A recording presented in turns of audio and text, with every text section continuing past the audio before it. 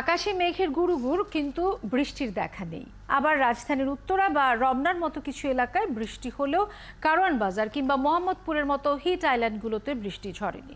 বিশেষজ্ঞরা বলছেন, ঝড়ের গতি প্রকৃতি তো বটে, বৃষ্টির এমন রূঢ় আচরণের জন্য দায়ী আমাদের কর্মকাণ্ড। আরও জানাচ্ছেন ফাল্গুনী রশিদ।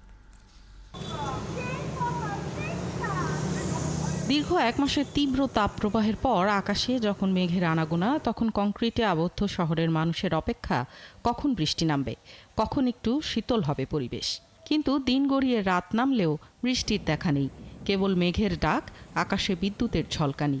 বিকাশে কম খরচে ক্যাশ আউটের লিমিট বেড়ে 50,000, প্রিয় এজেন্টও 2টা। কিন্তু বৃষ্টি হলো কই? ঢাকার আশেপাশের জেলাগুলোতে তুমুল বৃষ্টি হলেও ঢাকার কোথাও 15 মিনিট, কোথাও বা আধা ঘন্টা গুড়ি গুড়ি বৃষ্টি ঝরেই শেষ। মেঘের গতি আর আকারের বিষয় তো আছেই, তবে মানুষের কর্মকাণ্ডের কারণেও এই শহরের প্রতি বৃষ্টির এত অনীহা। পলিউটেন্টস কণাগুলো তাপকে আটকে রাখে, সুতরাং ক্রমশ উত্তপ্ত করে ফেলছে।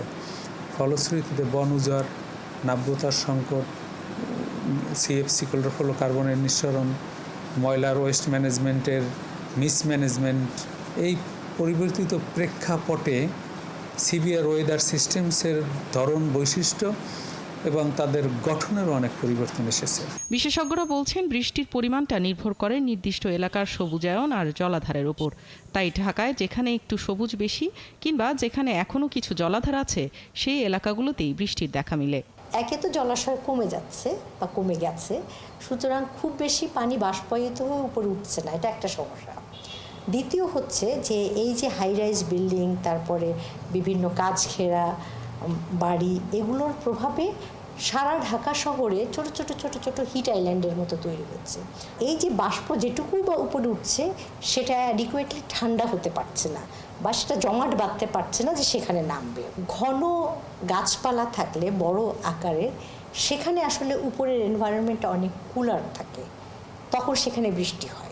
ঢাকার মতো হিট আইল্যান্ডে বৃষ্টি হলেও পুরো এলাকা শীতল হতেও অনেকটা সময় লাগে, কারণ প্রায় 80% কংক্রিটের এই শহরে কেবল তাপ শোষণই হয়। আর একই কারণে অল্প বৃষ্টিতেই জলাবদ্ধতাও বেশি হয়। ফাল্গুনী রশিদ, ৭১, ঢাকা।